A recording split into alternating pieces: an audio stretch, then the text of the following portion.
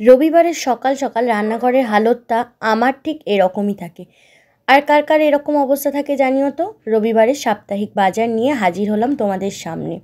বাজার দোকান করে তারপর ভাবলাম ব্লগটা এখান থেকে শুরু করি। তো এখানে আর মাছ আর কাতলা মাছ দু জায়গায় নিয়ে নিয়েছি, মানে দুদিনের মতন। এদিকে মাটন হবে, তার জন্য আলু আর পেঁপে কাটা রয়েছে, আর এই যে মাটনটা কষানো হচ্ছে। মাটনটাকে আজকে আলু পেঁপে দিয়ে পাতলা করে ঝোল বানাবো। সবসময় মাটনের রিচ খাবার একদম ভালোবাসি না। আর সবথেকে বড় কথা হচ্ছে মাটন না একটু বুঝে খাওয়াটাই ভালো, কারণ দেখো বয়স আমাদের সকলেরই আস্তে আস্তে কিন্তু বাড়ছে। তো শরীরটা বয়সের জন্য নয়, শরীর খারাপটা কিন্তু বয়সের মধ্যে এখন সীমাবদ্ধ থাকে না। অল্প বয়সী মানুষদেরও কিন্তু এখন প্রচুর রোগ থাকে তার শরীরে। তো বুঝে শুনেই আজকে মাটনটা একটু হালকা ফুলকা রান্না করব, আর তার সাথে আমি একটু স্পেশাল বাড়িতে আজকে মশলা বানিয়ে নিয়েছি। তো সেইটাও আমি এখানে দিয়ে দিলাম, দিয়ে ভালো করে মাটনটাকে আগে ভালো করে কষাবো, শুধু কষাবো। তারপর প্রেশার কুকারে দিয়ে সিটি মেরে নিলেই আমার আজকে লাল লাল মাটন আলু আর পেঁপে দিয়ে ঝোল রেডি হয়ে যাবে।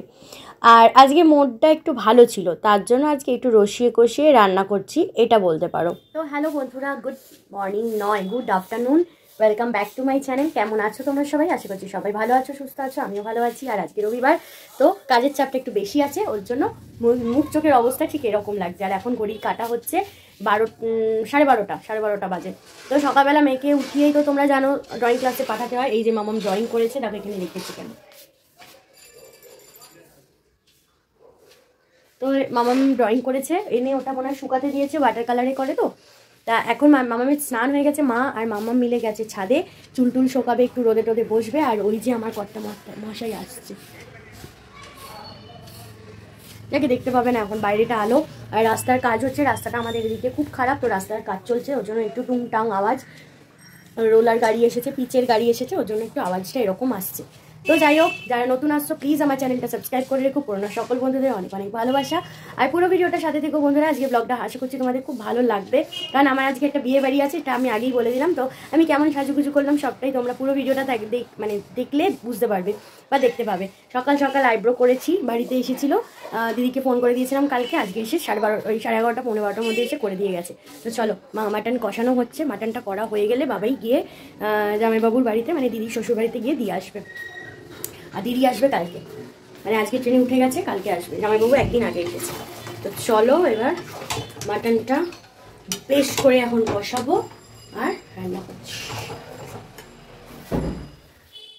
তো ফাইনালি আমার কিন্তু মাটন রান্নাটা কমপ্লিট হয়ে গেছে। আর বেশিক্ষণ আমি ঢাকনা দিয়ে রাখতে পারলাম না, কারণ ওদিকে দেরি হয়ে যাচ্ছে, ঘড়ির কাঁটা প্রায় 2টো বেজে গেছে। তো ওকে খাবারটা পৌঁছাতে দিতে যেতে হবে দিদির বাড়িতে। তো আজকে লাল লাল মাটন আলু আর পেঁপে দিয়ে ঝোলটা কিন্তু দারুণ হয়েছে। আর ওপরে কেমন দেখো তেলটা ভেসে উঠেছে। খুব যে আমি বেশি তেল দিয়েছিলাম তা কিন্তু একদমই না, এর জন্যই মাটন রান্না করার সময় না বুঝে তেল দিতে হয়। তো বন্ধুরা খেতে তো ইয়ামি হয়েছিল, তোমাদের কেমন লাগলো জানিও। তো বন্ধুরা রান্নাবান্না কমপ্লিট হয়ে গেছে, রান্নাঘর পরিষ্কার করা হয়ে গেছে, আর মাটনের ফাইনাল লুকটা তো তোমাদের সাথে শেয়ার করলাম, জানিও কেমন হয়েছে। আর খাইনি এখন অবধি, খেলে বলতে পারবো যে কেমন হয়েছে খেতে। আর আজকে চেষ্টা করবো সবটাই ভয়েস ওভারের মানে কথা বলেই কাজ করতে, কারণ তাহলে এডিট করতে সুবিধা হবে। আর ভয়েস ওভার দিতে গেলে না একটু সময় করে এডিটটা প্রবলেম হয়, ওর জন্য এক সময় ভিডিও করা হয়ে থাকলেও ভিডিও পোস্ট করা হয় না, এডিট করার সময় না বের করতে পারলে, এই আর কি। তো যাই হোক, গন্ধরাজ লেবু এনেছিলাম, একটা পাঠিয়ে দিলাম। আর একটা থেকে কেটে এই যে এই যে হাফ দুটো করলাম, কারণ মা খায়, আমি খাই, মামামকে মেখে দিলে মেখে মামামকে তো খাইয়ে দিতে হয়, ও খাওয়ালে তাহলেই খায়। আর বাবাই একদম এসব লেবু টেবু দিয়ে এত রসিয়ে কষিয়ে খাওয়ার মানুষ তো নয়, অত খাদ্য রসিক নয়, সব থেকে মেন কথা হচ্ছে খাদ্য রসিক নয়। তো ওর এত লেবু লাগে না, ওর জন্য 2 পিস কেটে রেখেছি, যদি আবার লাগে কেটে নেবো। এবার চলো স্নান করে নিই। আর মা কিন্তু বাসি জামা কাপড়ও কাচা হয়ে গেছে, এমনকি ঘরদোর সমস্ত কিছু মুছে সমস্ত কিছু কমপ্লিট করে নিয়েছে। সবজি পাতি যা এনেছিলাম সেগুলো করে নিয়েছে। ওই দেখো এখানে কড়াইশুঁটি রাখা আছে, ওগুলো মনে হয় অন্য সময় বসে বসে, কড়াইশুঁটির খোসাগুলো মানে ছাড়ানো কমপ্লিট হয়ে গেছে। আর এদিকে দেখো বাসি ঘর দুয়ার সমস্ত কিছু তোলা আছে। আবার কম্বলটাকে বের করলো মাম্মাম, আর পিটবো আমি ওকে। গুছিয়ে আমি ওইদিকে রেখেছিলাম, কিন্তু ও আবার বের করলো, কিন্তু মা সমস্ত কিন্তু পরিষ্কার করে গেছে। আর একটা কথা, সেটা হচ্ছে মাও গেছে ওর সাথে, দিদির বাড়ি যাবে না, মানে জামাইবাবু একটা জায়গায়, মানে ওখানে তো দিদির বাড়ি আছে আর কি, আরিয়াদহতে। তো ওইখানে ওটা পাড়া, তো জামাইবাবু ওইখানে পাড়ায় বন্ধুদের সাথে আছে, ওখানেই গিয়ে দিয়ে তারপর মা আর বাবাই মিলেই যাবে হচ্ছে গঙ্গা স্নান করতে। কারণ আমাদের বাবার কাজ আছে, তো ওর জন্য তার আগে কাজের আগে গঙ্গা স্নান করতে হয়। বাবার কাজ বলতে হচ্ছে 1 বছরের যে বাৎসরিক কাজ আছে সেটা। তো যাই হোক, চলো চানটা করে নিই। হ্যাঁ, স্নান করে একটু যদি ঘুমিয়ে নিতে পারি তাহলে বিকেলবেলা রেডি হলে দেখতে ভালো লাগবে। আর তাড়াতাড়ি বেরোতে হবে কারণ অনেক দূর, বেহালা সেই। তো চলো, মামামের স্নান হয়ে গেছে, মামামের দুধ স্নান করিয়ে নিয়েছে। মাথায় শ্যাম্পু করেছিস মাম? মাথায় শ্যাম্পুও করেছে, ভালোই হয়েছে কারণ কালকে আবার এক্সাম আছে। মামাম যাবে না বিয়ে বাড়িতে কারণ অনেক দূর প্রথমত, আর কালকে স্কুল আছে। আর একটা বিয়ে বাড়ি আছে, ওটাতেও যাবে। ওই দিনেও ফুল এনজয় করবে। আর এটা আসতে অনেকটা রাত হয়ে যাবে, তখন যদি না ঘুম কমপ্লিট হয় কালকে স্কুলে যেতে একটা প্রবলেম হবে। আর পরীক্ষা, বাপরে কামাই একদম কোনো গল্পই নেই কামাইয়ে। তো চলো বন্ধুরা, স্নান টান করে আসি। আর এদিকে প্লেন ভাত হয়েছে, আর ওদিকে হয়েছে ওদিকে ছোট্ট বাটিটাতে শুটকি মাছ আছে। কালকে একটু শুটকি মাছ করেছিলাম, ও ব্লগে তো দেখেছো, কালকে শুটকি মাছ করেছিলাম, সেই শুটকি মাছটা আছে। তো মাও শুটকি মাছ দিয়ে ভাত খাবে, মা মাটন খায় না। তাও বলেছি 1 পিস খেয়ে দেখবে, পাতলা করে একদম আলু দিয়ে আর পেঁপে দিয়ে করেছি আমি। পেঁপে দিয়ে আলু দিয়ে পাতলা করে মাটনের ঝোল খেতে ভীষণ ভালো লাগে, কারণ সবসময় অত কারি কারি তেল দিয়ে রান্না করতেও ভালো লাগে না। আর মাটন এমনি একটু শরীরের পক্ষে ক্ষতিকর, তারপর যদি অত রিচ দিয়ে রান্না করা হয় না, সারাটা দিন খুব কষ্ট হয়।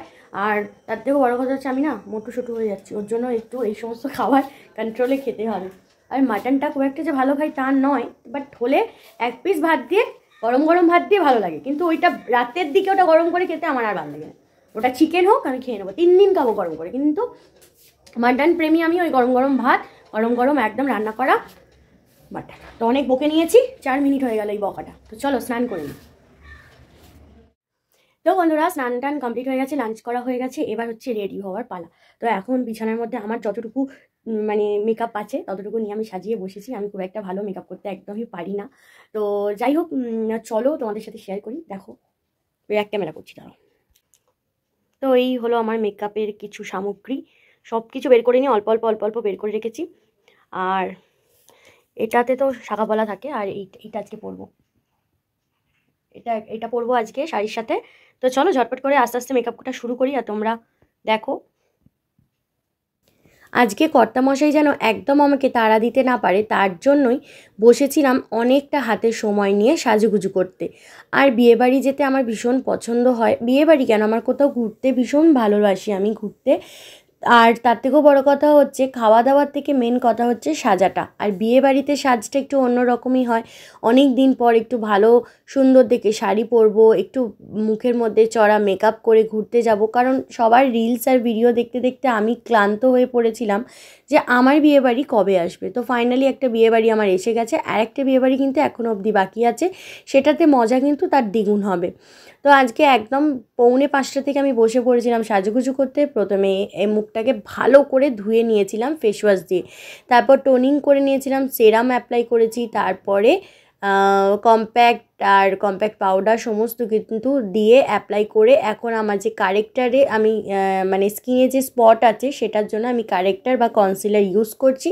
তারপর ভালো করে বেস মেকআপটা করার পর আমি সোজা আইব্রোটা একটু মানে তোমার ড্র করে নিলাম, কারণ আমার আইব্রো প্রচুর সরু আর হালকা, বেশি ঘনত্ব নেই। তারপর আমি মেন কাজ যেটা হচ্ছে আই মেকআপ, এখন আই মেকআপের জন্যই বেশি মুখটা কিন্তু হাইলাইট করে।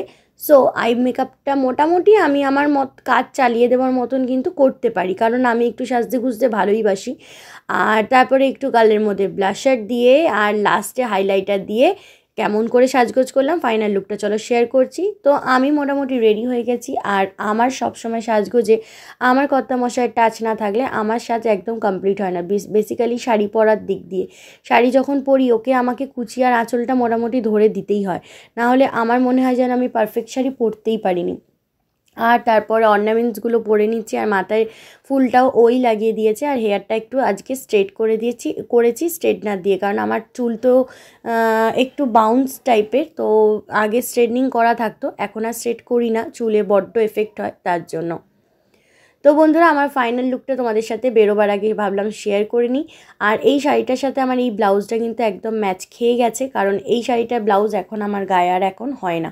সো আমার মেকআপটা কেমন হয়েছে অবশ্যই আমাকে কমেন্টস করে জানিও, আর দেখতে কেমন লাগছে জানিও, কিন্তু তোমরা একটু কমেন্টস করে জানালে বেশ আমার ভালোই লাগবে। আর সবাই তো বলেছে বেশ ভালোই লাগছে। আর ওদিকে কর্তামশাই এখন করছে ওলা বুক করছে, কারণ আমরা যাব বেহালা, অনেক দূর। আর শুধু আমরা দুজন না, আমাদের সাথে ওর আরও দুজন কলিগ যাবে, তো আমরা শেয়ারে যাব বেহালা।